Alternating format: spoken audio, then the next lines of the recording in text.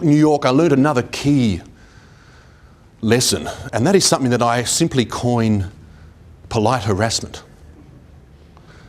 Now, polite harassment is really self-explanatory. It's basically politely harassing someone till they do what you want. And it's amazing how much you can get away with when you harass someone politely.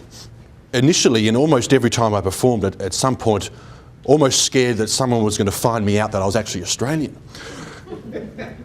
And I thought at any point someone's going to jump up and shout, "Imposter! How can an Australian be singing Latin love songs back to the Latins?" What I learnt that day on Sex and the City was that, the only thing glamorous about the entertainment industry is what is packaged for the public. The rest is bloody hard work. I mean, after dealing with the music industry, literally hunting down people who don't want to talk to you, the food industry was relatively easy. I've gone to every bloody trade show you can imagine, spending about 4 to 5 months in the market at the time. Now, I can really speak with most authority about the US market, probably one of the most competitive markets, the most difficult markets in the world. Media is very important in the US. I managed to talk my way into the offices of Martha Stewart. The main woman said, "Sing to us, just sing to us." And the other ones were saying, "Well, no, don't embarrass him, don't..." No, and she said, no, because if he's going to go on the show and sing to Martha and talk about his olive oil, we've got to make sure he actually can sing. So I thought, well, in that case, I better sing something. So, I sang a few lines and they seemed to smile, and I went away and they called me within an hour.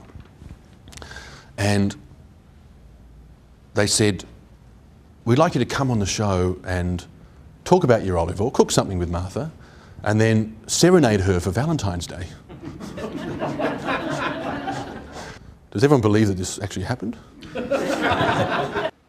I've learned that when all is stripped away, we're selling emotions.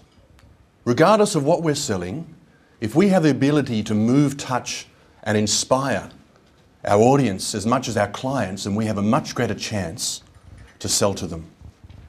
It's human psychology at one level, and it can work whether you're selling love songs, concrete, and everything in between.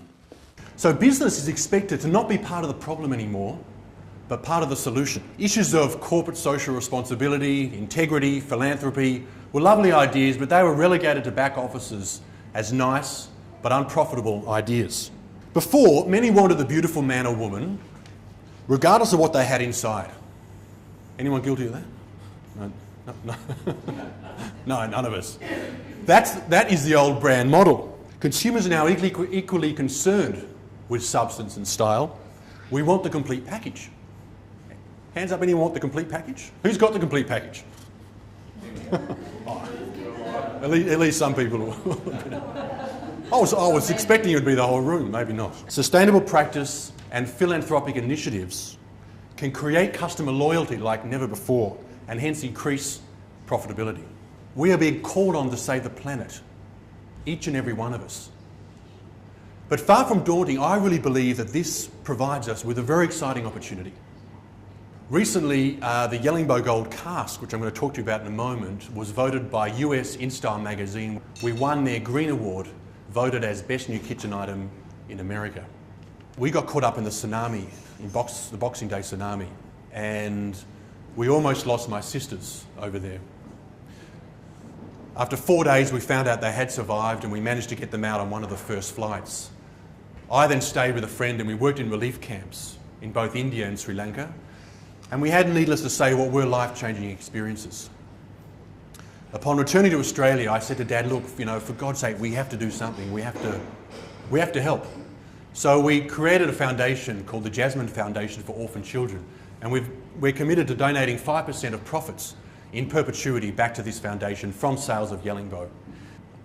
Today, more than ever, our actions reverberate across the world. The power of one is now more important than ever. Imagine if all of us, engaging with the environment, giving back through philanthropy, the cumulative effect of this will be huge. The engines of the Western world, governments and businesses, are made up of just people. No longer can we afford to hide behind the rhetoric that they will fix things for us. As I said, we're essentially being called on to save the planet, every single one of us. And far from this being about implementing a few token initiatives, this is about what I call the 3 Ps.